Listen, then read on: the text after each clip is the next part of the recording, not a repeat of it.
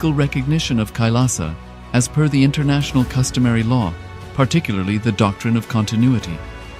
The international law, the doctrine of continuity, implies that upheavals and revolutions within a country, changes in government, territorial adjustments, measures taken during military occupation, or other internal transformations do not negate the existence of the country, do not affect the legal personality and international obligations of the country or state. The Vienna Convention on Succession of States in Respect of Treaties, 1978, addresses these principles of the doctrine of continuity as it outlines international law during situation of state succession or continuation. International law recognizes a state's legal personality by recognizing its identity. This perspective extends even during the period when the given state or country is annexed or occupied by a foreign power. Even in such cases, the legal personality of the state is considered to persist, enabling its subsequent re-establishment.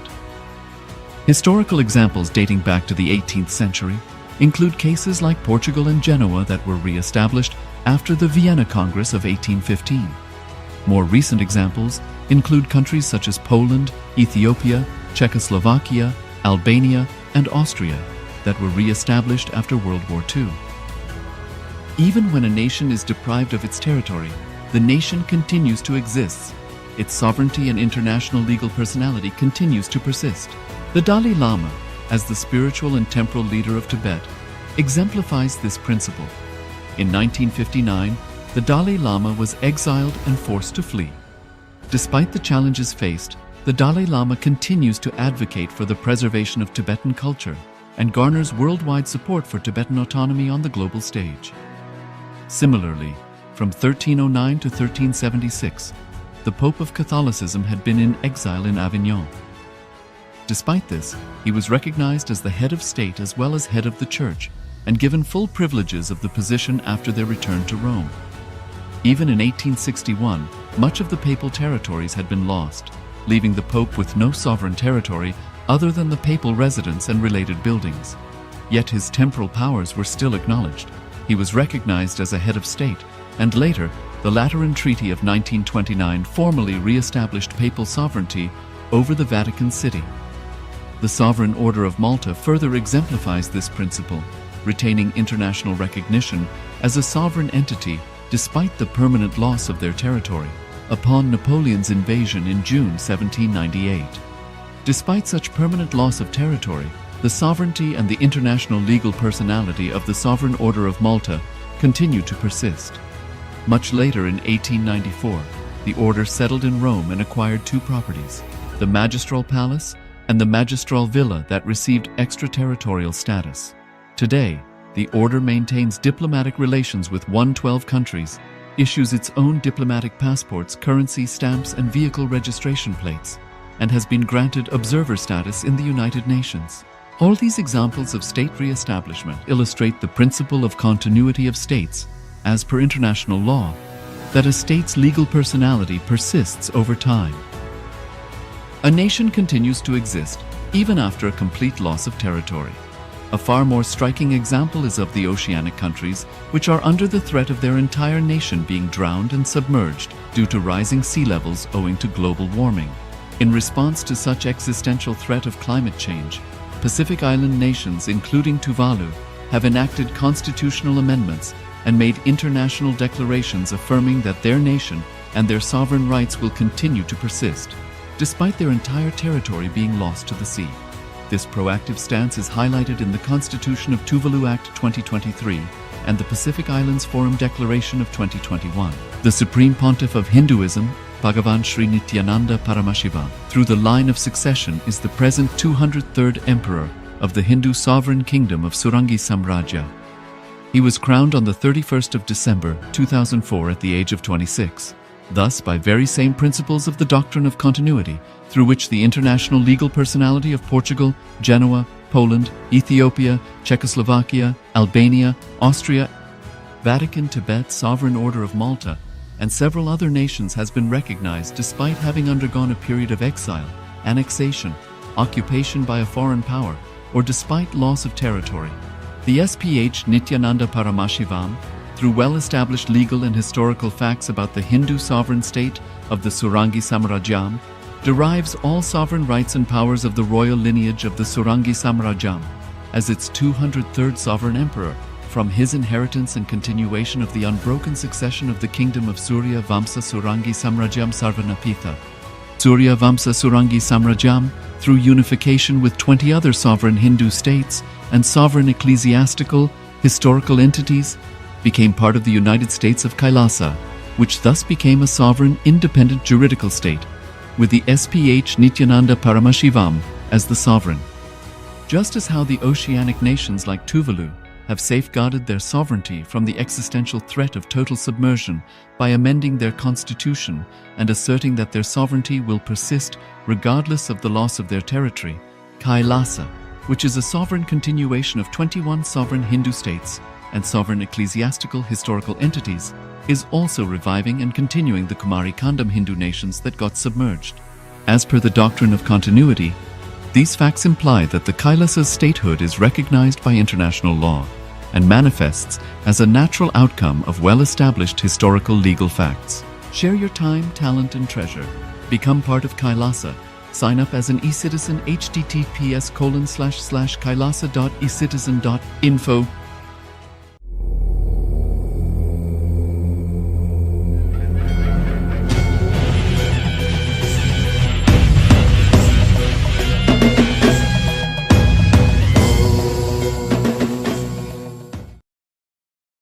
Welcome to the Pratama Vinyasa Krama 108 Asana sequence of Nityananda Yoga.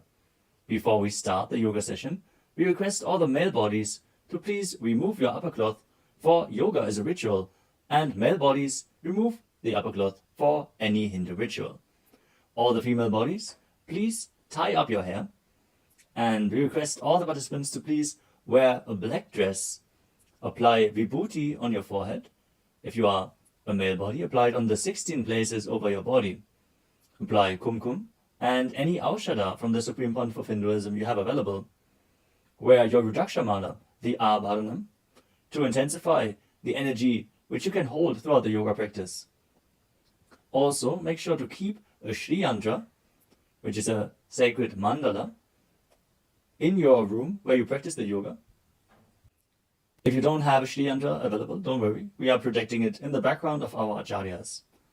Now settle down on your yoga mat and get ready for the ritual of yoga. Sit straight with your head, neck and spine in a straight line. Join your hands in Namaskara Mudra in front of your heart center. Close your eyes.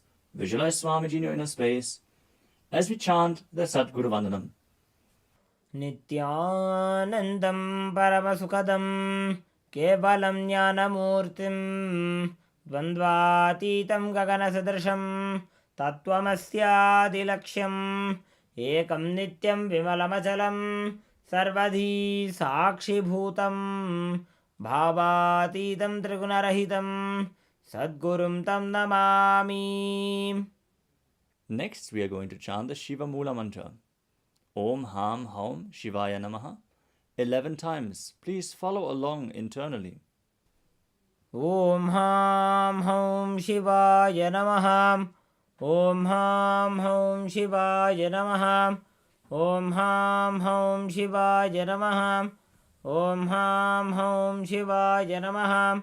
Om Ham Haum Shivaya Namaha. Om Ham Haum Shivaya Namaha. Om Ham Haum Shivaya Namaha. Om Ham Haum Shivaya Namaha. Om Ham Haum Shivaya Namaha. Om Ham Haum Shivaya Namaha. Om Ham Haum Shivaya Namaha. We will be performing the Tadvachamanam, the ritualistic cleansing. Now keep your hand, the right hand, in the shape of a cow's ear in the Gokarana Mudra, as our acharyas are demonstrating. Then take an udani of water, pour it into your right palm. We're going to chant a mantra thrice.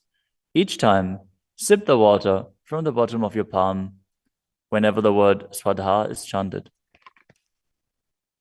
Om Atmatattvam Shodhayami Swadham. Take another udani of water. ॐ विद्यातत्त्वं शोधयामि स्वधा Pour another udani of water into your palm. ॐ शिवतत्त्वं शोधयामि स्वधा Now wash your right hand with the water from the Panchapajam and wipe your lips twice with the bottom of your thumb as we chant. ॐ हां हृदयाय नमः Now wash your hand again. With the index, middle and ring fingers joined together, touch above the upper lip and below the lower lip. Wash your hand again. With the index fingers and thumbs joined together, touch the right nostril, the left nostril, and with the ring finger and thumb joined together, touch the right eye, left eye, and the right ear and the left ear. Wash your hand again. With the little finger and thumb joined together, touch the navel, the right chest and the left chest. And with all fingertips joined together, touch on top of the head, the right shoulder, left shoulder, and your heart center. Now wash your hand again. As you clasp the right hand over top of the left, place both hands on the right thigh. Set the Sankalpa, the conscious resolution, what it is that you want to manifest today in today's Nityananda Yoga session as we chant the Sankalpa mantra.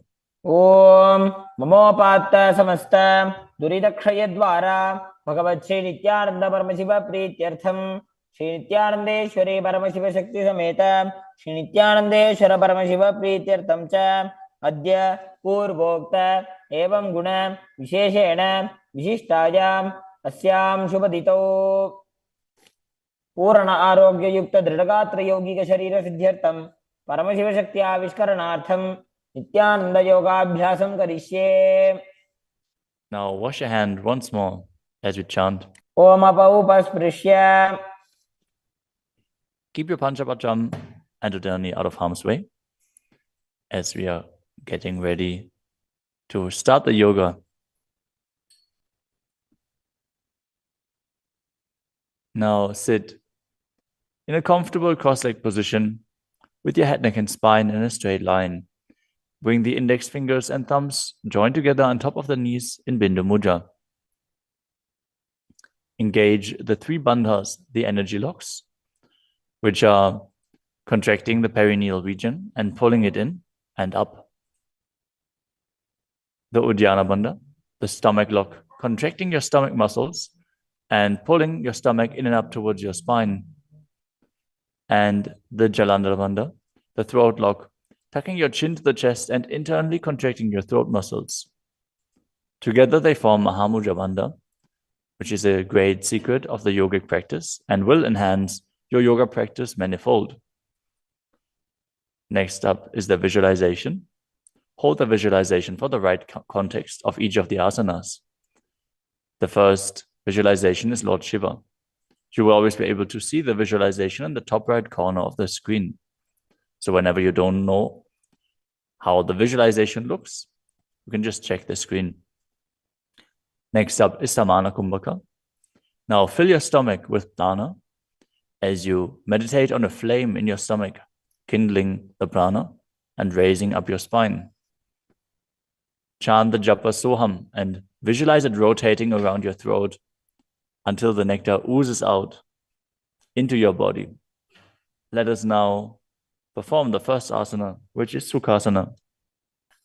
तत्सुखासनमित्युक्तम् अशक्तस्तत्समाचरेत् आसनं विजितं येन जितं तेन जगत्त्रयम्. The next asana is Parvatasana. Now bring your legs into Padmasana with the feet on top of the opposite thighs. Then bring your palms together in Anjali Mudra and raise them up above your head, keeping your elbows straight. Engage all three bandhas, Mahamudra Bandha, as you visualize yourself as Mount Kailash. अथ वक्षे महादेव पर्वतासन मंगलम्. The next asana is Halipavasana. Now bring the soles of your feet together in front of your body and hold the left hand by the right behind your back. As you lean forward and place your forehead on the ground behind your heels. Engage all three bandhas as you gaze to the nose and visualize Swamiji in your inner space. पूर्व विधियाहु में जानो उभय पगतली संपुट ठानो.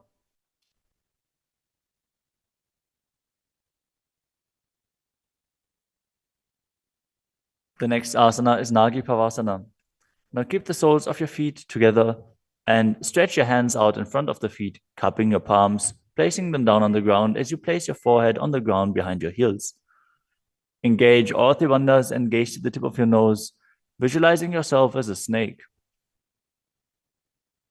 पुरव विधि परियागाने नीचौ वेकहुनि फनास्यो लगाई.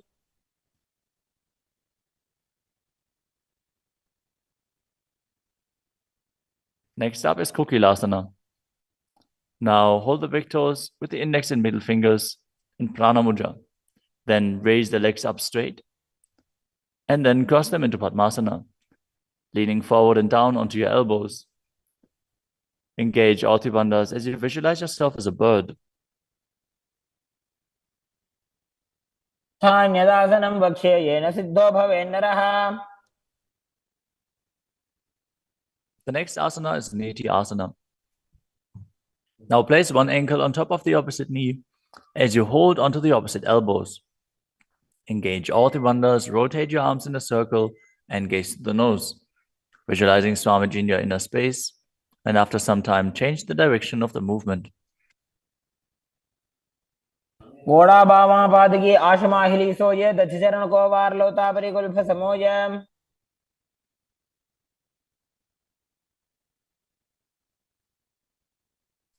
The next asana is Gajrasana. Now press your hands onto the ground, lifting your hips up high.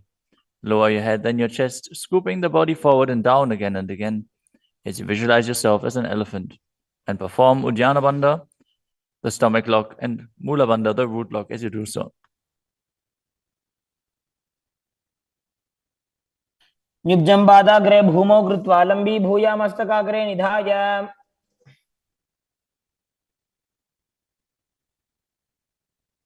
The next asana is Vrikshasana.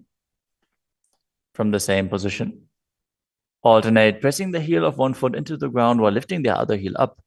Visualize yourself as a bear as you keep Uddiyana Bandha and Mula Bandha engaged. एकैकं पादमाकुञ्च्य गजासनं कुर्यात् वृक्षासनं भवति. The next asana is Vaishyasana. Now stand tall on the mat with the tips of the tips of the big toes, with all other toes raised off the ground. As you keep your head, neck, and spine in a straight line and bring your index, middle, and ring fingers to the heart center in Hridaya Mudra. Visualize Swamiji in your inner space and perform Uddiyana Bandha and Mula Bandha. केशेन पादयुगलं बद्ध्वा तिष्ठेत अधोमुखः.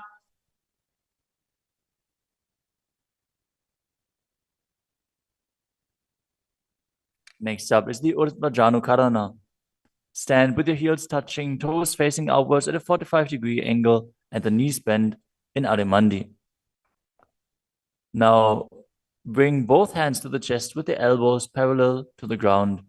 Then lift one knee up towards the center of your body, followed along with the respective hand as you make circular motions on both sides again and again.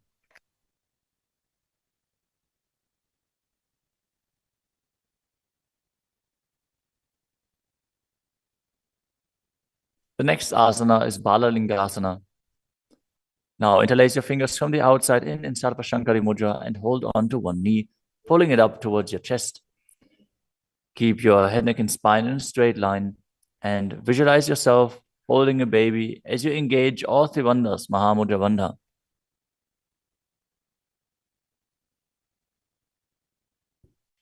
एकं जानूरसि आलिङ्ग्य स्थातव्यं बाललिङ्गनं भवति. You move on to Padapidanasana. Now take the foot and pull it behind towards your buttocks. Hold it with both hands. Be straight. Engage all three bandhas as you visualize Swamiji in your inner space. एकस्मिन् पादतले कराभ्यां वेष्टयेत्तनुम्. The next asana is Natarajasana.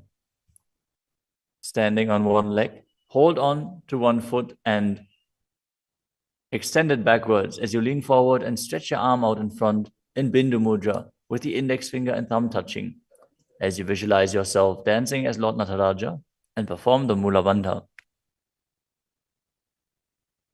उत्तानपादं क्रौञ्चं च मरीचिं वीरभद्रकम्. Now stand on the other leg and repeat Balalingasana on the other side, pulling the knee up towards your chest and visualize yourself caressing a baby. एकं जानोरस्यालिङ्ग्य स्थातव्यं बाललिङ्गनं भवति. Now repeat Parapidanasana on the other side. Pull the other foot towards your buttocks and visualize Swamiji in your inner space, engaging all three bandhas. स्थित्वैकस्मिन् पादतले कराभ्यां वेष्टयेत्तनुम्. Now repeat Natarajasana on the other side, visualizing yourself as Lord Nataraja. पादं क्रौञ्चं च मरीचिं वीरभद्रकम्.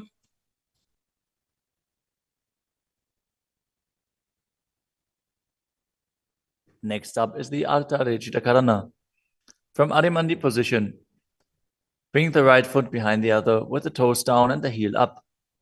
Keep the left hand at the chest and swing the right arm back and forth, gracefully moving the fingers one by one. Now keep the right hand over top of the nose, uncross your ankles, and repeat the movement on the other side.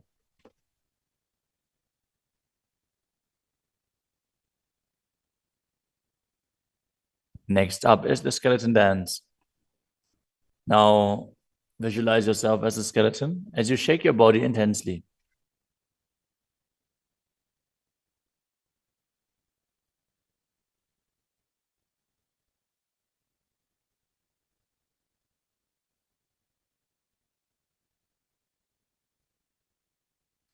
We move on to Katichina Karana.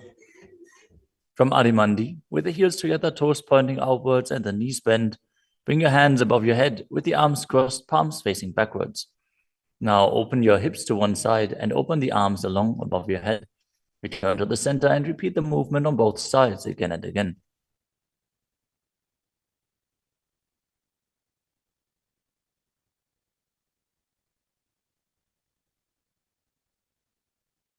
The next asana is Tadasana. Now stand tall on the tips of the big toes as you raise your hands up above your head, beside your ears. Engage all three bandhas. Visualize yourself as a palm tree as you internally chant the new japa Shivoham. महामुद्राबद्ध कोनो ताड़ासन विभेदकान्. Next up is Uttanasana. From a standing position, lean forward and down, bringing your hands flat to the ground. Take precaution in the case that you are a pregnant woman. For pregnant women, shouldn't perform any of the forward bends. Now engage all three bandhas and bring your forehead towards the knees as you visualize Swamiji in your inner space.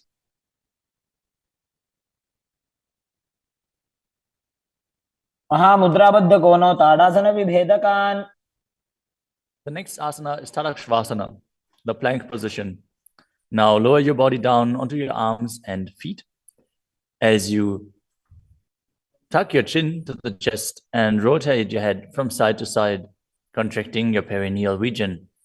Visualize Swamiji in your inner space. Keep breathing in the Samana Kumbhaka, filling your stomach with prana and visualizing a flame rising up your spine. गजासनवस्थित्वा मस्तकं वारं वारं दक्षिणकुक्षिं सव्यकुक्षिं नजेत्. The next asana is Bhujangasana.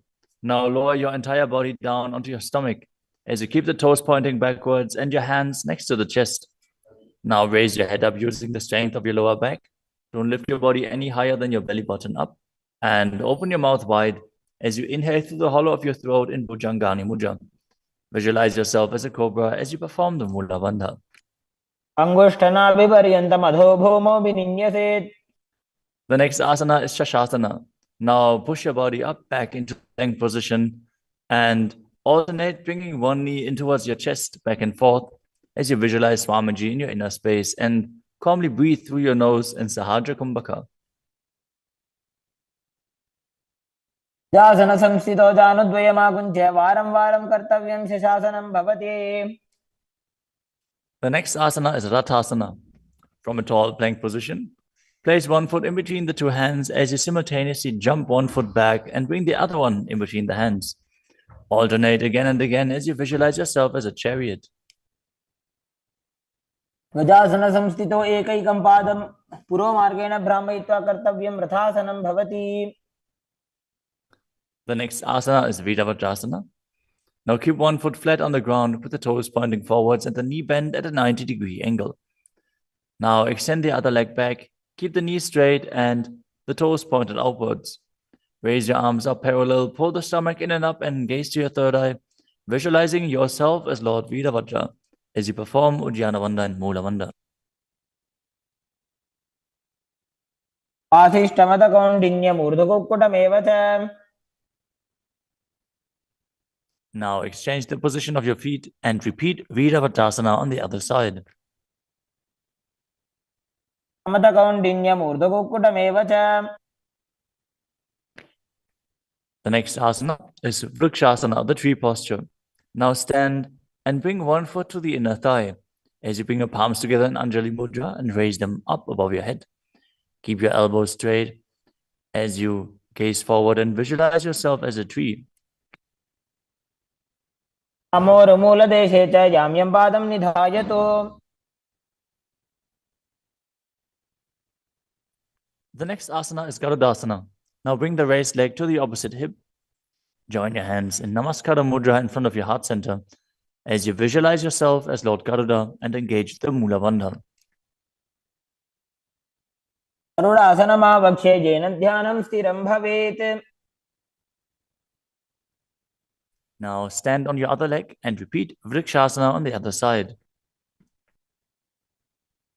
वामोरुमूलदेशे च जाम्यं पादं निधायतु. Now repeat Garudasana on the other side, keeping the standing leg as straight as a rod and visualizing yourself as Lord Garuda.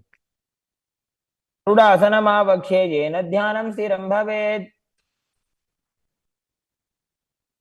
The next asana is Trikonasana. Now stand and step one leg forward and the other one far back, keeping the front toes pointing forwards and the back toes facing sideways. Now bring your hands parallel to the ground and lean forward and down as you keep one hand down and the other one raised up. Gaze upwards, visualizing yourself as a triangle as you perform the Mula Bandha. उत्तानपादं क्रौञ्चं च मरीचिं वीरभद्रकम्. Exchange the position of your feet. Step the other leg forward as you repeat Trikonasana on the other side. उत्तानपादं क्रौञ्चं च मरीचिं वीरभद्रकम्. Next up is the Nikuttaka Karana. From Arimandi position, heels touching, toes pointing outwards and the knees bent, raise one heel off the ground and bring your hands in front of the heart center with the palms facing each other. Now stump the rest heel to the ground, raise the other heel up and exchange the position of your hands again and again.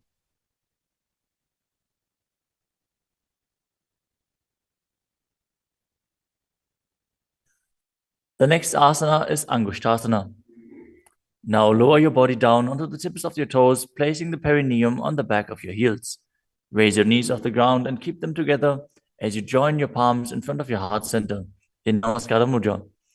Visualize Swamiji in your inner space as you breathe in Brahmari Kumbhaka, buzzing like a bee on the inhalation and exhalation as you perform the Mula Bandha and internally chant the new japa Sadashivoham. अबन्धासनमित्याहुः गोरक्षासनमेव च. The next asana is Saurasana. From the tips of the toes, extend one leg straight out with the heel down and the toes up. Keep your fingers down on the ground by the sides with the palms facing forward in Vara Mudra. Visualize Swamiji in your inner space as you perform the Mula Bandha. प्रसार्य एकं पादतलं संस्थाप्य त्वेकपादकम्. The next asana is Vidunanasana. Now, from Saurasana, lean forward and hold on to the big toe in Prana Mudra. As you hold the back heel with the other hand, balance. Visualize Swamiji in your inner space and perform the Mula Bandha. गुल्फस्थितो पादमेकं प्रसार्य तत्पादाग्रं संस्पृश्य तत्करेण. Now exchange the position of your feet. Stretch the other leg forward as you repeat Saurasana on the other side. सार्यैकं पादतलं संस्थाप्य त्वेकपादकम्. Now again, lean forward and down, holding on to the front foot and the back heel. Repeating Vidunarasana on the other side. स्थितो पादमेकं प्रसार्य तत्पादकं संस्पृशेत् तत्करेण. The next asana is Brahmajarankushasana. As you keep the toes on the ground and the perineum placed on top of the heels, which are raised off the ground, keep a gap between your legs and place the back of your hands on top of the respective knees. Contract the perineal region and tuck your chin to the chest as you gaze in between the two hands in Shambhavi Mudra, with eyes opened wide, unblinking, actually gazing within. As you visualize Swamiji within and perform the Jalandhara Bandha and Mula Bandha. द्वौ भणापाणि होय वैसे एड़ी mail रघुदानि वैसे. The next asana is Kapilasana.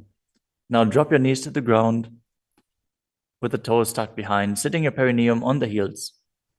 As you keep your hands on top of the respective thighs and pull your stomach in and up, contract the perineal region, gaze to the tip of the nose and visualize yourself as sage Kapila Muni.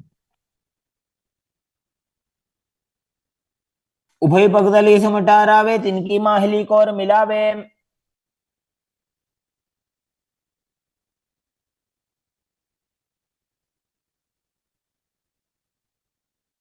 The next asana is Bhadragodakasana.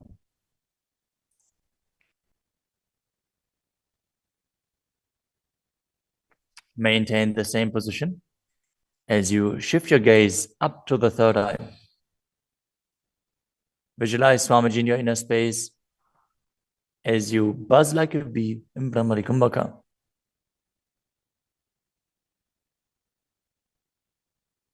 दो भूपकदली संपुट करे कौरवारली भूपरि धरे.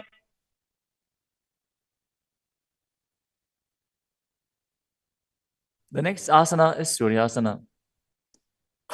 Now sit with your toes tucked, perineum placed on top of the raised heels. As you bring your thumbs and little fingers together in Padma Mudra, opening up the palms resembling a lotus flower. Now raise your hands up above your head as you gaze up in between the gap between the palms, visualizing yourself as Lord Surya.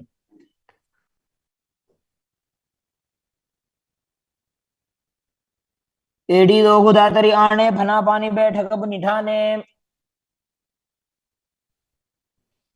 The next asana is Mandukasana. Now sit with the toes flat, perineum on the heels. As you keep your hands on top of the knees, lift the tongue up against the roof of your mouth. As you catch the nectar of immortality dripping from the Sahasrara chakra with your frog tongue. As you visualize yourself as a frog in Manduki Mudra. Gaze to your third eye, breathe calmly through your nose in Sahaja Kumbhaka as you perform the Mula Bandha.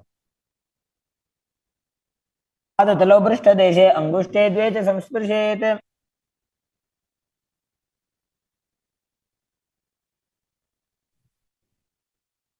The next asana is Uttana Mandukasana. Maintain the same sitting posture, but bring your hands behind your back, holding onto the opposite shoulders. Gaze to your third eye, visualize yourself as a frog as you keep your tongue pressed against the palate of your mouth in Manduki Mudra. Perform Uddiyana Bandha and Mula Bandha as you do so.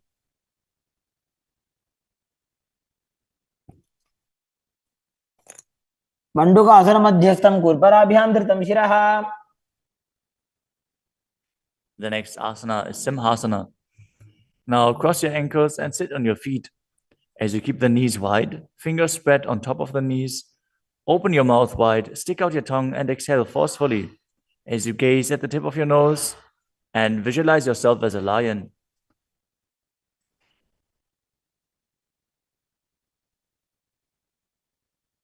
दक्षिणं सव्यगुल्फेन दक्षिणेन ततेतरम्.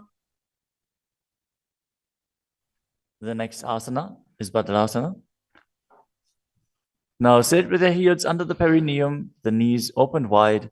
Then cross your hands behind your back and hold onto the big toes in Prana Mudra. As you gaze to the tip of your nose, visualize Swamiji in your inner space and return to buzzing like a bee in Brahmari Kumbhaka. गुल्फौ च वृषणस्याधो व्युत्क्रमेण समाहितः. The next asana is Kakapusandi asana. Now squat and keep the feet flat on the ground as you keep your knees opened wide and bring your arms in and around the raised knees. Interlace your fingers behind your back, if you can.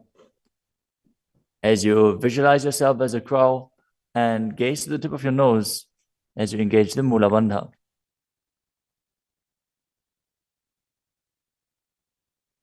प्रथमे वेशक उग्रठाने दो वो हाथ भगवी च आने. The next asana is Kanipavasana. Now keep the palms on the floor, shoulder width apart. Bring your knees onto the back of your arms towards your armpits. Lean forward, raise your feet off the ground as you visualize Swamiji in your inner space and balance on your arms. को गुण आशी दुष्टता होई तो आछी होई. The next asana is Kapali asana. Now place your hands on the ground, shoulder width apart. Bring the top of your head onto the ground. Please take precautions if you have any neck injuries or high blood pressure. Any of the inverted postures. Now bring your knees onto the elbows, your hips over the shoulders, and straighten your legs up as you gaze to the nose and visualize Swamiji in your inner space. Isha धरती टेकी पग दो वो मिलीबा ऊंचा करे.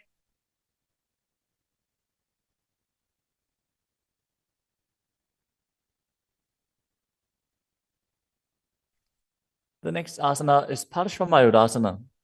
Now squat on the toes with the legs together, twist your body and place both hands to the side as you align your elbows with the knee and hip and lean onto your arms, balance, extending your legs to the side. Gaze to your third eye as you visualize yourself as a peacock and exhale fully in Rechaka Kumbhaka as you hold your breath in the exhaled state. Perform the Mula Bandha as you do so. मयूरं दंडवत् कुर्यान् मायूरं दंड नामकम्. Now twist your body in the other direction and repeat Parshvamayurasana on the other side. मयूरं दंडवत् कुर्यान् मायूरं दंड नामकम्. The next asana is Bhairaganathasana. Now place both hands on the ground, shoulder width apart. Stretch your legs back straight into Tadakshvasana, the plank position. As you step one foot outside the respective shoulder and bring it in between the two hands. Gaze to your third eye. Visualize yourself as Lord Kala Vaidava. As you breathe in your Rechaka Kumbhaka and perform the Mula Bandha. आसन की गुण पीती जागी. Now step the front foot back and step the other foot outside the shoulder in between the hands. Gaze to your third eye in Shambhavi Mudra with the eyes open wide, unblinking, as you visualize yourself as Lord Kala Bhairava.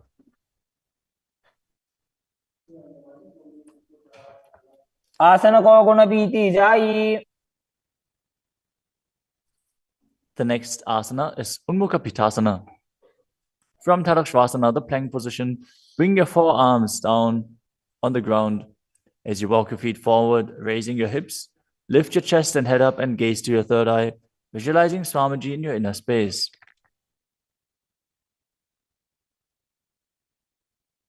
भून्यस्थो जानुनी हस्तौ चतुष्पदम वाङ्मुखम्.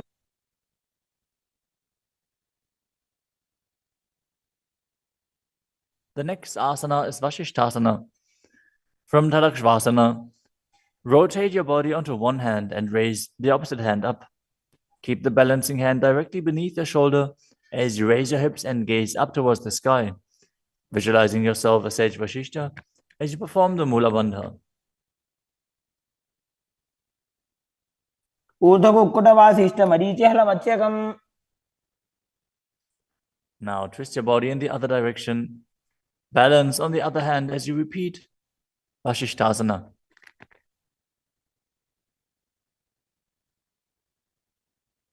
ऊर्ध्वकुक्कुटवासिष्ठमरीचिहलमत्स्यकम्. Now come to a seated position and extend your legs out in front with the heel down and the toes pointing up.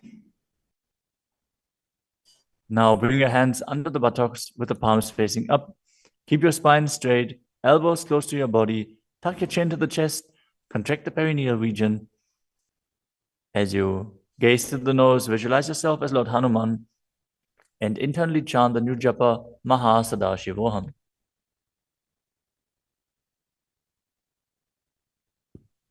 दो Booker की उभय हथेली कोरवार ली मैले भेली.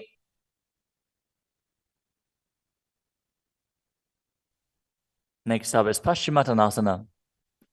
Now visualize Swamiji in your inner space as you lean forward and down, holding onto the big toes in Prana Mudra. Perform Mahamudra Bandha, all three bandhas engaged, and exhale all the air from your lungs in Lichaka Kumbhaka. जानो Burrill लाटंतो पश्चिमं दानमुच्यते. The next asana is Ugrasana.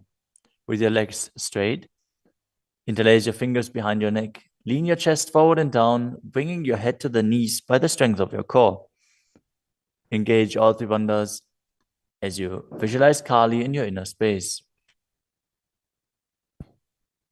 शुभानिभ्यां दृढं धृत्वा जानुभरि शिरोन्यसेत्. The next asana is Marichi Asana. Now, sit with the legs extended, bring one heel to the groin with the knee raised, and reach your arm in and around the raised knee as you clasp your hands behind your back. Bring your chest to the thighs, head to the knee, and visualize yourself as Sage Marichi. उत्तानपादं क्रौञ्चं च मरीचिं वीरभद्रकम्.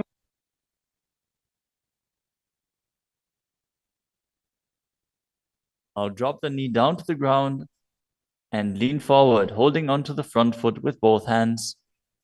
As you exhale all the air from your lungs, gaze to the nose, visualize Swamiji, and perform Mahamudra Bandha in Mahamudrasana. मुद्रां प्रवक्ष्यामि तन्त्रेऽस्मिन् मम वल्लभे. Now extend the other leg out. Bring the other heel towards the perineum with the knee raised. As you lean forward and interlace your fingers behind your back in Marichi Asana on the other side. उत्तानपादं क्रौञ्चं च मरीचिं वीरभद्रकम्. Now drop the knee down, lean forward, hold onto the foot, engage all three bandhas, repeating Mahamudrasana on the other side.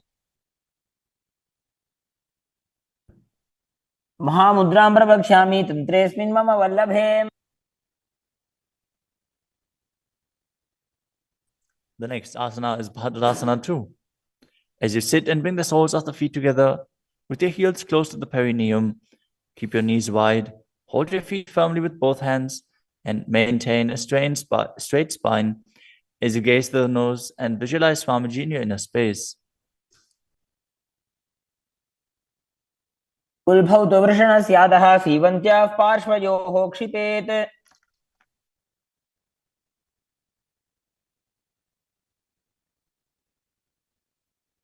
The next asana is Gvalipavasana. From Bhadrasana, extend your feet away from your body. Keep the toes together, heels apart, knees wide open. As you place your hands on the respective knees, tuck your chin to the chest and gaze to the nose. Visualize Swamiji in your inner space. Perform the Jalandhara Bandha and Mula Bandha. ध्रुवचरपट चौक कख्यो सोई वाही विधियो की जे सोई. The next asana is Joni Asana. Now sit, keep the soles of the feet together and the heels close to your perineum as you visualize the Yoni Mandala, which is projected on the screen. Now hold the soles of the feet as you lean forward and down and bring the forehead to the feet as you gaze to the nose and perform the Mula Bandha. दोवु पकतली संपुट करे एड़ी मेड़ के ढिंग धरे।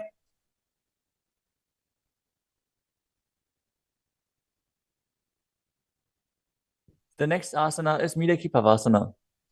As you sit and keep the heels together, toes apart and the knees wide, lean forward and down and extend your hands out to the side. Keep the palms facing down on the ground to the sides as you bring your forehead to the ground behind your heels. Gaze to your nose, visualize Swamiji and perform the Mula Bandha. पूर्व विधि परिपकथली संपुट शोल एड़ी मिली राशे। Next up is Siddha Samadhi Asana. Now sit and keep the toes together, heels apart. As you bring your arms below the shins, extend them out to the sides and keep the palms facing up. Bring your forehead to the ground above your feet as you bring your toes near your throat if you can. Gaze to the tip of your nose, visualize Lord Surya in your inner space and perform the Mula Bandha. दोवु पकतली संपुट करे शोले मेड़ आगा में धरे। Next up is Chinaki Pavasana.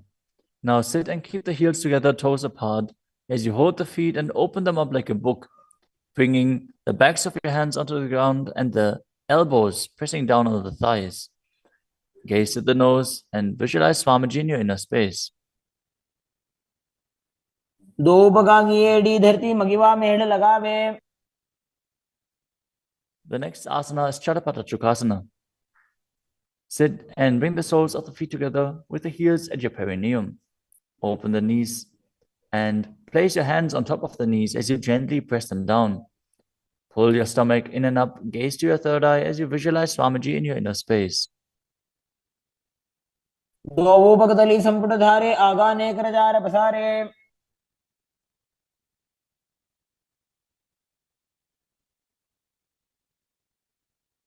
The next asana is Bhairavasana. Now sit and bring the soles of the feet together with your knees open wide. Lift the heels up and bring the toes down onto the ground. As you keep your knees on the ground, pull your stomach in and up and place your hands on the knees in Bindu Mudra. Gaze to your third eye as you visualize yourself as Lord Kala Bhairava.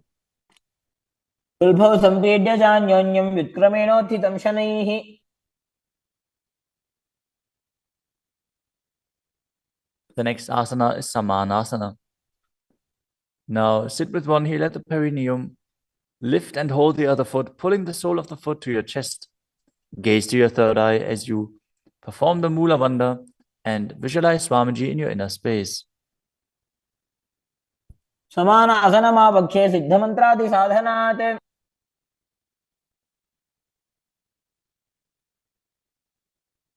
The next asana is Apanasana.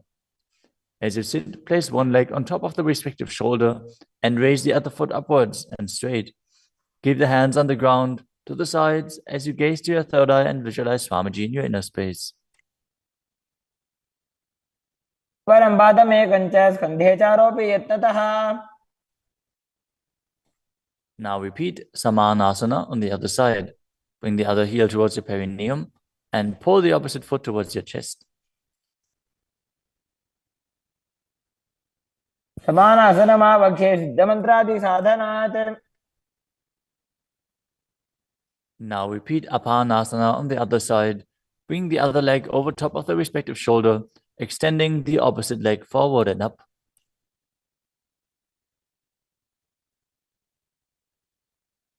परं पादमेकं च स्कन्धे चारोपि यत्नतः।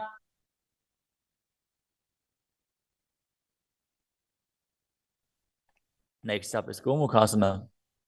Now sit and cross one leg over the other, aligning the knees at the center of your body with the feet by the opposite hips. Place both hands on top of the stacked knees as you gaze to the nose, visualize the face of a cow, and perform the Mula Bandha. Start breathing in Siddhkari Kumbhaka, pressing your tongue against the palate of your mouth without touching the teeth and hissing through your teeth while inhaling. Internally chant the new japa Om Nithyanandoham. सर्वे दक्षिणगुल्भं तु पृष्ठपार्श्वे नियोजयेत्। The next asana is Anasuyasana. Now, maintain the same posture. Hold on to the big toes of the feet in Prana Mudra as you gaze to the tip of your nose and visualize yourself as Adishika Anasuya. Engage Uddiyana Bandha and Mula Bandha. दक्षिण कोडो नीचे उठाने वावोता के ऊपर आने. Maintain the same position. Interlace your fingers behind your back and lean forward and down as you bring your chin over the knees, the nose towards the ground, and visualize yourself as Adishika Anasuya in Anasuyasana 2. जीमणा गोदा की संधि उपरिड़ा वागोड़ा की संधि. The next asana is Garudasana 2.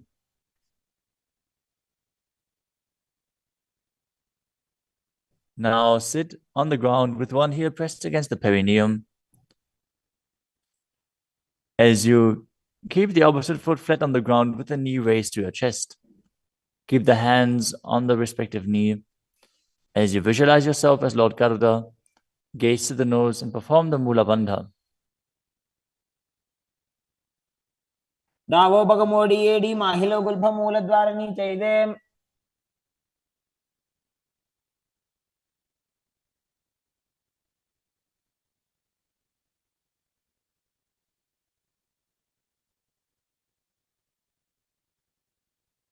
The next asana is Nadadasana. Now, sit and place your perineum on top of one heel as you interlace your fingers behind your neck and twist your elbows outside of the raised knee. Gaze to your third eye and visualize yourself as Secunadada as you perform the Mula Bandha. पिष्टि जवाम पगदली केरी भूपरिता हिलगा बेफेरी. Next up is Matsya Pitakasana. Now place one foot on top of the opposite thigh. Wrap the respective arm around the knee, holding onto the opposite shin as you hold the big toes with the other hand in Prana Mudra. Visualize yourself as Matsya, the fish avatar of Lord Vishnu, as you perform the Mula Bandha. नवामांगुष्टंतो गृहीतं मत्स्य पीठकम्.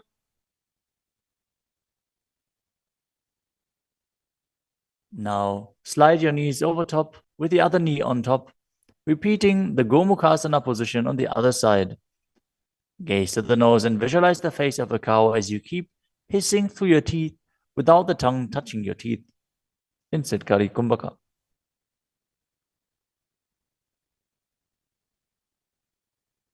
सव्ये दक्षिणगुल्फं तु पृष्ठपार्श्वे नियोजयेत्.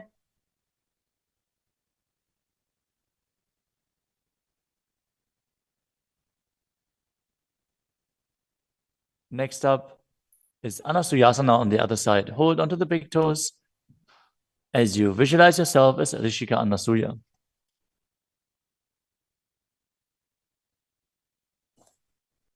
दक्षिण कोडो नीचे उठाने वावोता के ऊपर आने.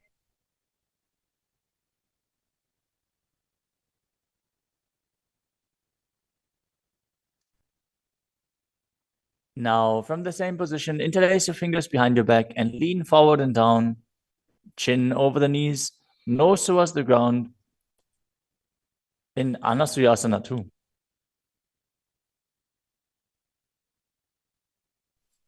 जीमणा गोदा की संधि उपरिड़ा वागोड़ा की संधि.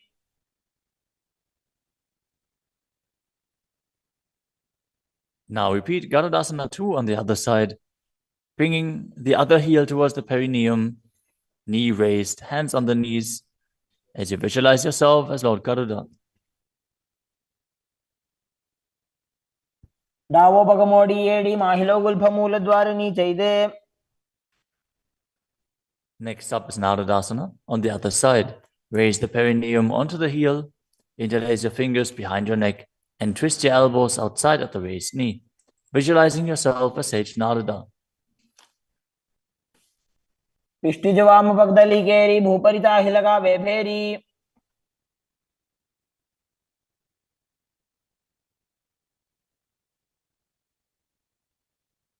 Next up is Matsya Pitakasana on the other side. Now place the other foot on top of the opposite thigh. hold on to the shin and the big toe of that foot as you visualize Matsya, the fish avatar of Vishnu. वामेन वामाङ्गुष्ठं तु गृहीतं मत्स्यपीठकम्. Next up is Matsendrasana. Now place one foot on top of the opposite thighs as you place the opposite foot on the ground, flat. Twist and bring the elbow outside of the raised knee. Keep your raised arm by the neck. Turn your head back and gaze to your third eye, visualizing Matsyendranath, the great sage and master of Hatha Yoga. उदरं पश्चिमाभासं कृत्वा तिष्ठति यत्नतः.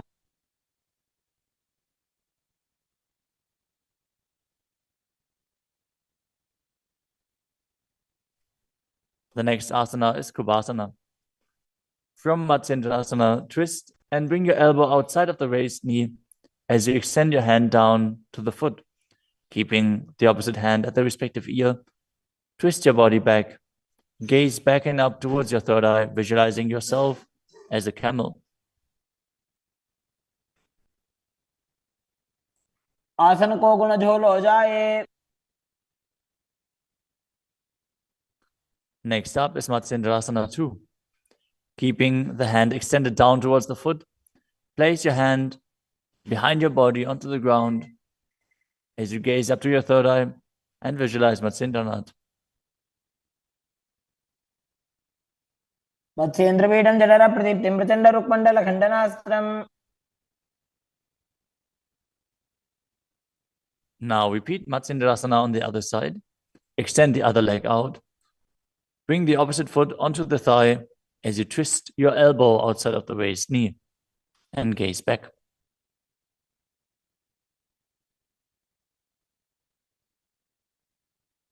उदरं पश्चिमाभासं कृत्वा तिष्ठति यत्नतः.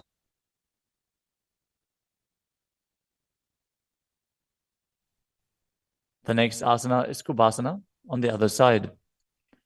Now hold on to the front big toe and prana mudra as you keep the other hand towards the respective ear, gazing back and up towards your third eye and visualizing yourself as a camel. आसन को गुण झोल हो जाए. The hand to the ground behind you. Twist your body even further as you visualize Matsyendranath in Matsyendrasana 2.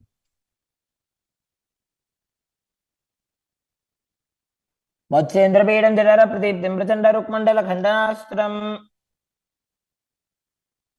The next asana is Padmasana. Now place your feet on top of the opposite thighs as you keep your palms flat on the respective knees. Engage all three bandhas, Mahamudra Bandha, as you gaze to the tip of your nose. Visualize yourself as Lord Shiva. Breathe in Sitali Kumbhaka, now pressing your tongue against the back of the teeth, hissing while inhaling as you internally chant the new japa Om Nityananda Paramashivoham. आसनं द्विविधं प्रोक्तं पद्मं वज्रासनं तथा. The next asana is Padmasana 2.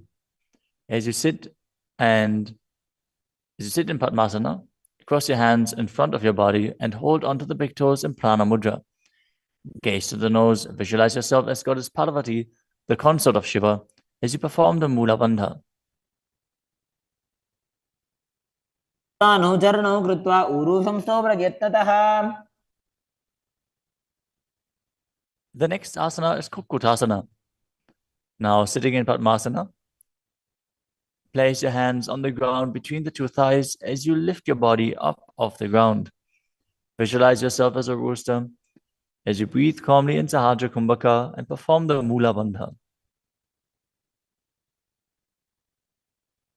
पद्मासनं सुसंस्थाप्य नान्बोरौरन्तरे करौ.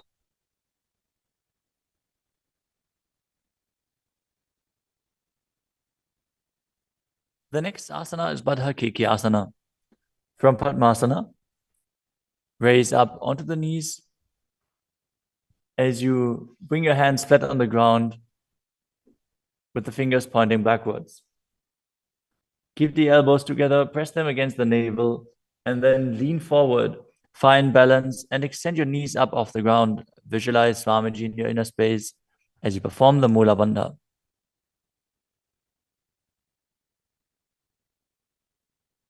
धरामवष्टभ्यकरद्वयेन तत्कोर्परि स्थापितानाभिपार्श्वः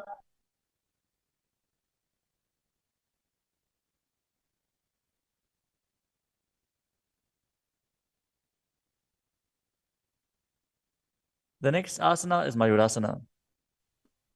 While on your knees, place your palms on the ground with the fingers pointing backwards.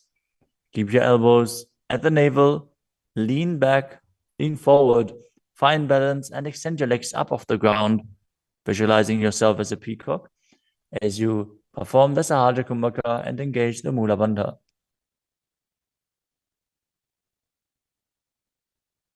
अथ वक्षे महादेव मयूरासनमुत्तमम्.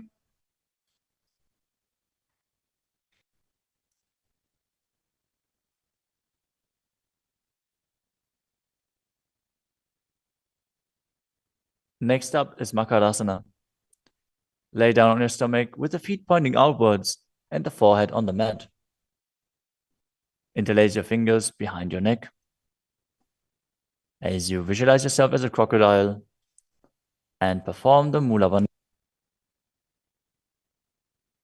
अध्यासशेते हृदयं निधाय भूमौ च पादौ च प्रसाद्यमानौ. As you lay on your stomach, place your hands on the ground beside your chest. Raise your legs up, bring the thighs off the ground, visualizing yourself as a locust. In Shalabhasana. अध्यासशेते करयुग्मवक्षो भूमिमवष्टभ्यकरयोस्तलाभ्याम्. The next asana is Ushtrasana. As you lay on your stomach, bring your hands to the feet. Pull the feet down towards the ground outside of your hips. As you visualize yourself as a camel and perform the Mula Bandha. अध्यासशेते पदयुग्मव्यस्तं पृष्ठे निधाय विधृतं कराभ्याम्.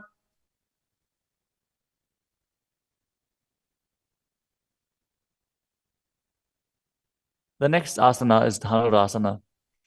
From Ushtrasana, tighten the grip on your feet and kick the legs back and up as you lean forward and lift your chest off the ground. Gaze up to your third eye and visualize yourself as Pinaka, Lord Shiva's bow. Perform the Mula Bandha as you do so.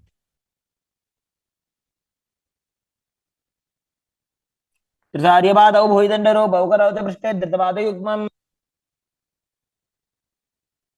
The next asana is Bhagasana. Now come to a kneeling position with your feet flat on the ground, sitting in between the two heels.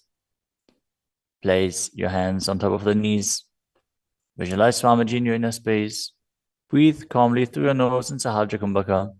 As you gaze to your third eye, contract the perineal region in Mula Bandha and internally chant Om Nityananda Paramashivoham. उल्टा मोड़ी पाओ तो वैसे बहुरो जुगते करे कैसे. The next asana is Gohi Asana. From the kneeling position, place your elbows on the ground, shoulder width apart. As you interlace your fingers, bring your head towards the ground and hold it with your hands. Now raise your hips up. Walk your feet forward until your hips align with your shoulders. And then raise your legs up off the ground and pull the knees close to your chest. Try to touch your chin with the knees as you roll your body up in the inverted posture. Gaze to the nose and visualize Swamiji in your inner space. दो हाथ की कहुनी जोई पुनिह कलाजी जाने दोई. Now, from Gohi Asana, extend your legs up straight into Shirshasana. Gaze to the nose and visualize Swamiji in your inner space as you perform the Mula Bandha. विपरीतं मण्डलं च द्विधैव विदितं हिनः. Gently lower your body down and come to a seated posture. Now sit with your hands behind your calves and stretch your legs up. Bring your forehead to the knees as you come to a vertical position with your legs. Visualize Swamiji in your inner space and perform the Bhastrika Kumbhaka, rapidly exhaling from your diaphragm pushing the air out without inhaling, like the bellows of a blacksmith. We're going to perform Bhastika Kumbhaka for the next few asanas, so keep your core engaged and rapidly breathe through your nose. दो हाथ पग बाहर आने, घोड़ा तरे का सीठा ने. The next asana is Parighasana. Now sit and extend your legs out and up at a 45-degree angle. Bring your hands behind. Hold the opposite shoulders as you keep the chest upright, legs straight, toes pointed. Gaze to your third eye as you visualize yourself as a mace.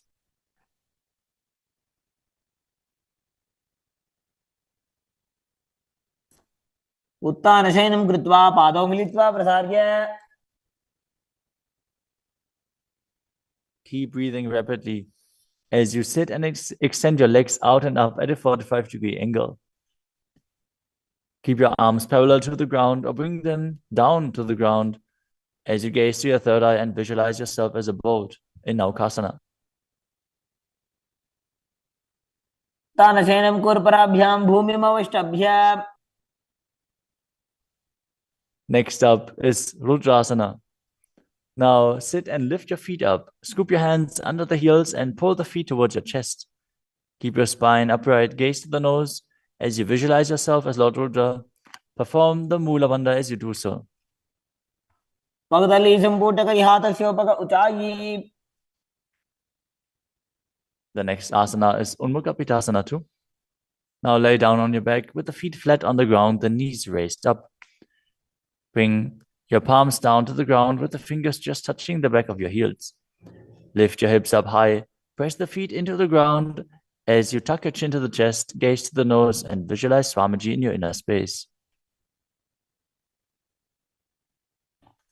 ऊर्ध्वे च जानुनी कृत्वा शवित्वोर्ध्वमुखं तथा उत्थाप्य हस्तौ तिष्ठेत्तु पीठ उन्मुख नामके. Now lower your body down flat onto the ground. Keep the palms facing up next to your hips. As you contract the perineal region and forcefully pull the Kundalini Shakti up along your spine towards your Sahasrara Chakra in Shakti Chalan Mudra. Relax. Completely unclutch from any micro movements of the body and mind. As you visualize that your body is dead and the Supreme Pontiff of Hinduism, Swamiji, is liberating you. Internally chant the Mahavakya, Om Nityananda Paramashivoham.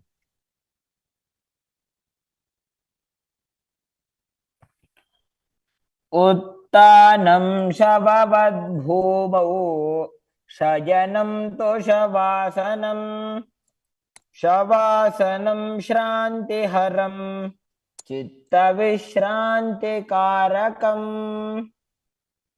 ॐ नित्यानन्द परमशिवोऽहम्. ॐ नित्यानन्द परमशिवोऽहम्. ॐ नित्यानन्द परमशिवोऽहम्. ॐ नित्यानन्द परमशिवोऽहम्. ॐ नित्यानन्द परमशिवोऽहम्. ॐ नित्यानन्द परमशिवोऽहम्. ॐ नित्यानन्द परमशिवोऽहम्. ॐ नित्यानन्द परमशिवोऽहम्. ॐ नित्यानन्द परमशिवोऽहम्. ॐ नित्यानन्द परमशिवोऽहम्. ॐ नित्यानन्द परमशिवोऽहम्. ॐ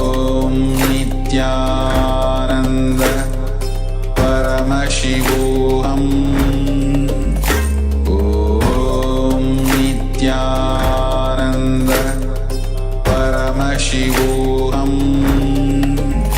Om Nityananda Paramashivoham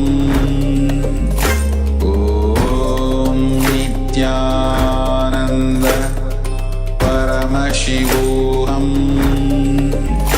Om Nityananda Paramashivoham Om Nityananda Paramashivoham Om Nityananda Paramashivoham. Now, slowly return to your physical body. Start to wiggle your fingers and toes, your wrists and your ankles, your elbows and your knees. Hold your knees up towards your chest and rock your body from side to side as you return to a comfortable seated position.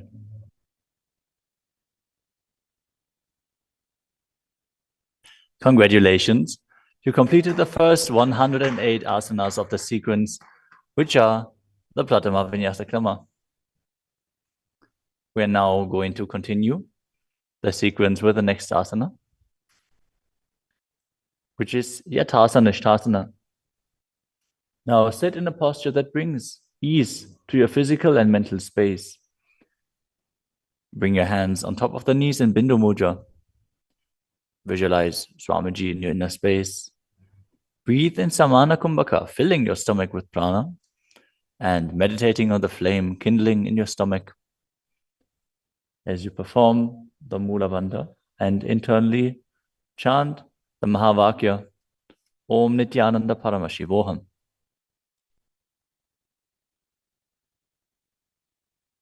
पर्यङ्कं तत्समाख्यातं यथासंस्थं यथास्थितिः. Next up is Samasana. Now sit in a cross-legged position. Keep your hands on the knees with the thumb.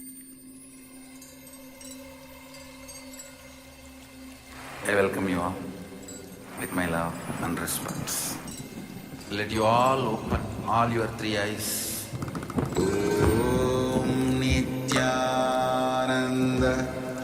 Paramashivoham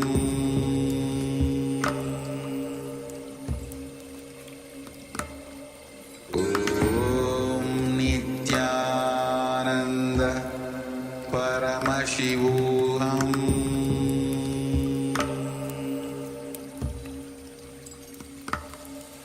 Om Nityananda Paramashivoham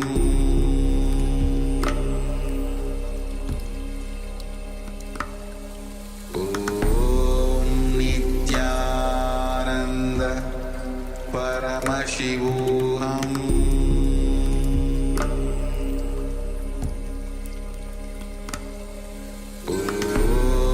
Nityananda Paramashivoham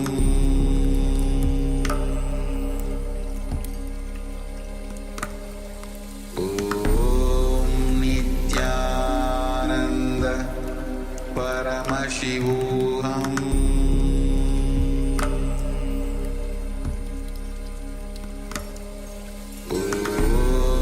Nityananda Paramashivoham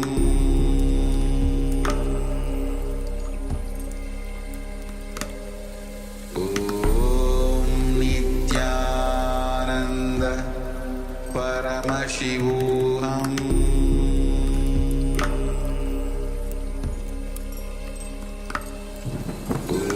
Om Nityananda Paramashivoham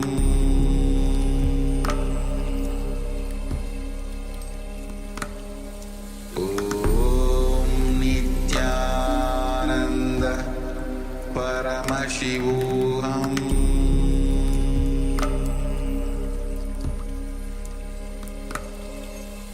Om Nityananda Paramashivoham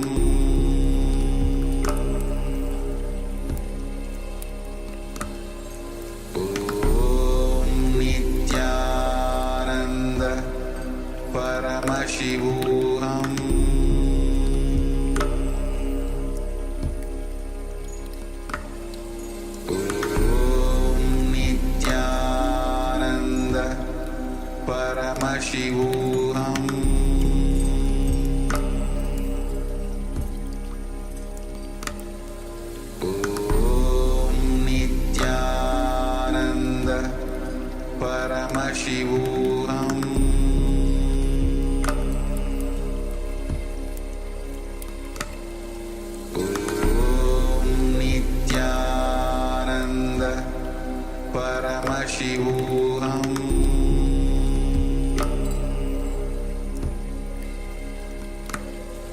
Om Nityananda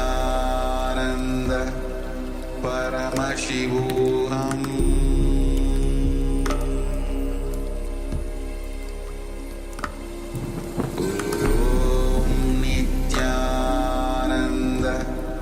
Paramashivoham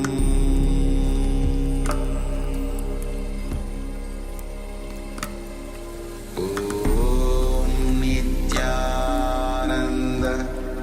Paramashivoham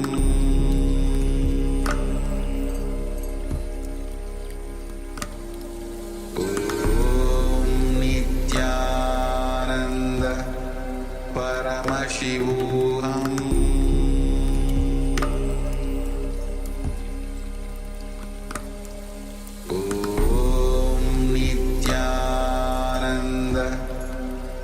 Paramashivoham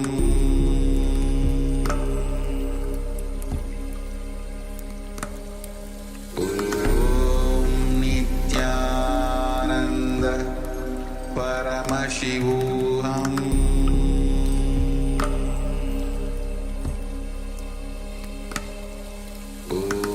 Om Nityananda Paramashivoham Paramashivoham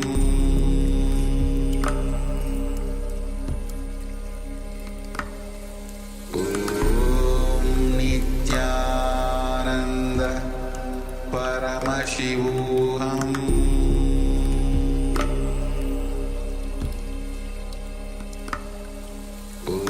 Om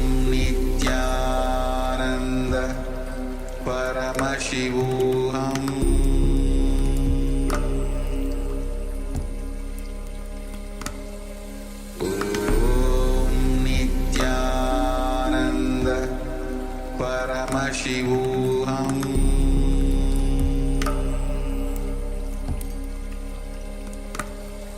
Om Nityananda Paramashivoham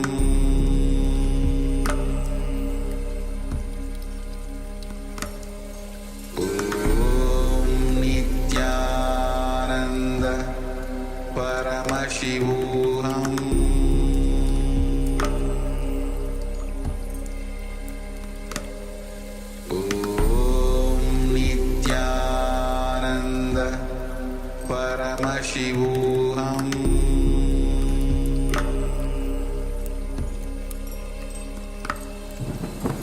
Om Nityananda Paramashivoham Om Nityananda Paramashivoham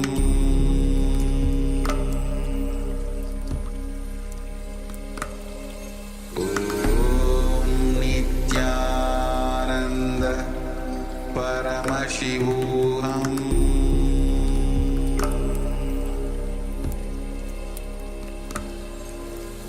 Om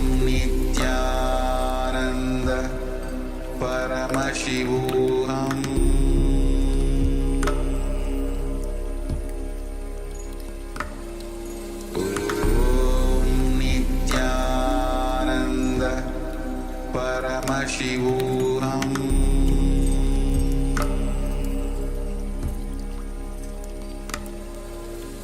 Om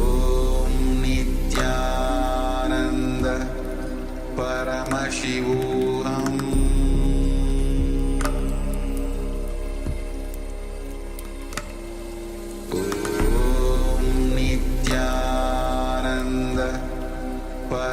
Paramashivoham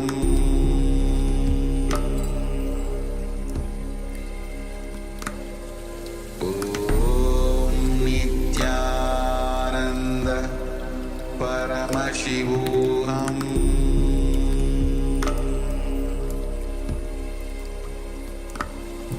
Om Nityananda Paramashivoham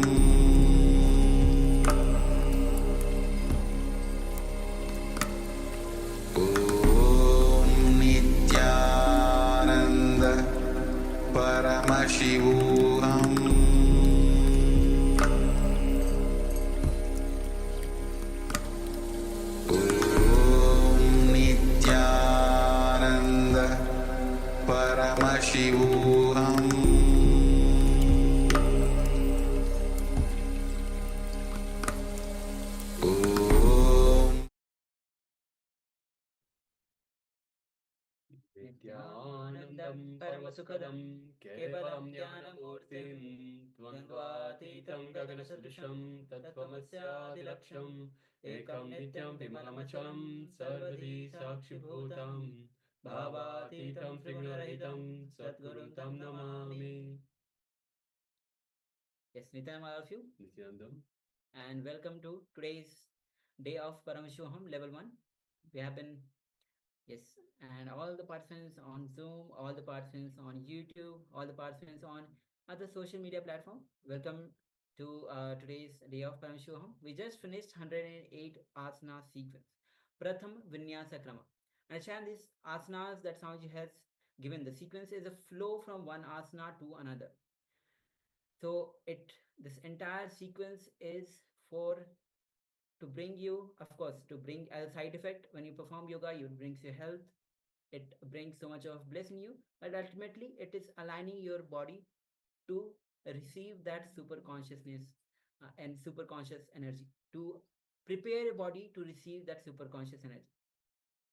So let's take a moment and share your experience of yoga. Meanwhile, also get ready to manifest the powers of Paramashiva, the powers of third eye. Yes, so requesting all participants to also have their eye bands ready. So for this first round of power manifestation, you will need the eye bands. If you don't have eye bands, you can always have a piece of cloth that is opaque in nature, such that you can't see through this through the cloth itself. So requesting everyone have your eye bands ready. If you don't have eye bands, any piece of cloth would do that. You cannot see, that is opaque in nature, you cannot see through it. So let us get ready. Meanwhile, also welcoming everyone that is here on YouTube, on Zoom on two-way. We have Ma Yang Yan Hong, Nityanandama, welcome. Nityanam. We have Wong Aya, Nityananda. We have Ma Xia Wu, Nityanandama, welcome. And we also have Ma Kaylee Wang, Yes. Nityanandama, and welcome. Yes, Nityanam, all of you. All right, so let us get ready for this round of power manifestation, the power of third eye vision. So we'll be manifesting, seeing a picture blindfolded. So let us start with the scripture reference, the Shastra Pramana, to manifest the powers of the third eye. Yes, and the Sastramana goes as Kapalantarmano Yansya Tishtanmilitalochanaha Kramena Manasodharyat Lakshaye Lakshamuttamam. See, the translation of this verse goes as by fixing the mind on the inner space within the crown center and sitting stably without any movement, having the eyes closed in succession.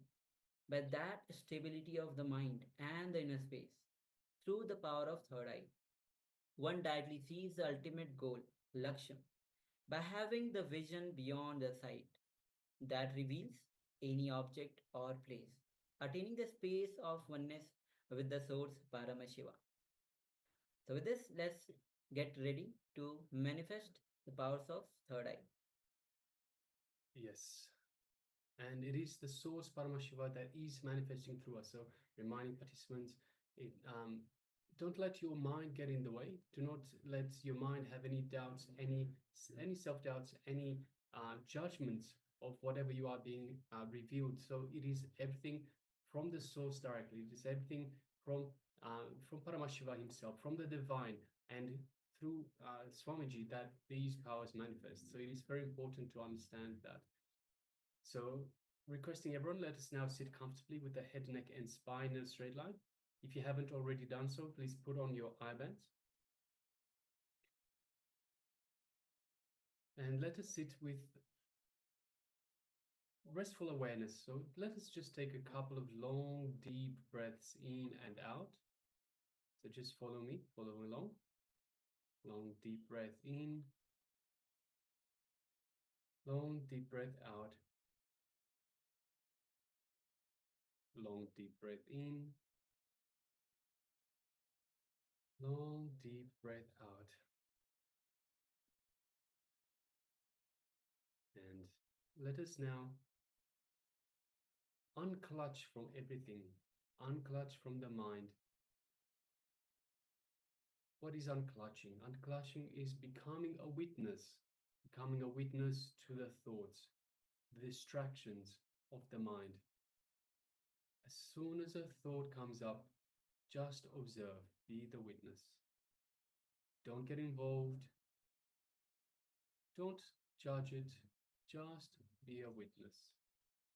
Just the way the thought comes up, let it go back down. Simple unclutching again and again and again, like a mantra. So let us continue unclutching for a moment. The more and more we unclutch, the wider the gap between one thought and another becomes. And it is in this space between the thoughts that we find the restful awareness, that we find our true self, our connection to the divine.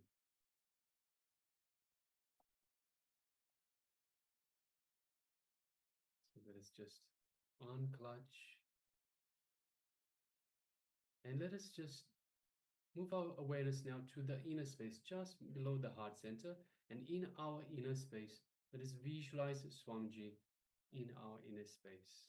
So connect with your favorite image, Murti of Swamiji, the one that you feel the strongest feeling connection to.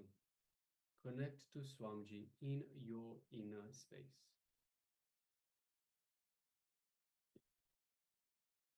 Feel Swamiji's love, Swamiji's compassion, Swamiji's infinite grace in your inner space. The Ananda Gandha just below the heart center.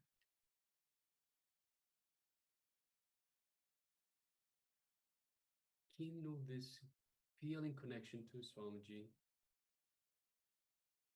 Feel the connection getting stronger. And more love, more and more compassion is coming through. Feel the energy, the super conscious energy of Swamiji radiating from your inner space, touching every one of the trillions of cells in your body. Every cell being alive, feeling alive, being energized. Feel this space of oneness with Swamiji.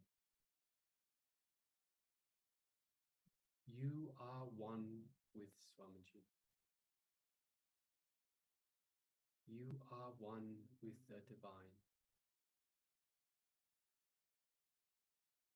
Let us now move our gaze to the third eye, the Anya chakra, just between the eyebrows, and visualize Swamiji in our third eye. And gently, just gently, gaze through your third eye into Swamiji's third eye. Just gazing through into Swamiji's third eye. Just gently, just you would look at a flower.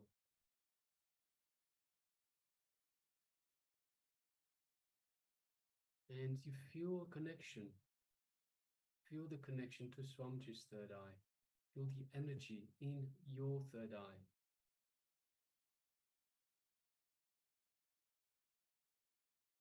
And know that your third eye, your Anya chakra, is being awakened and activated by the Master.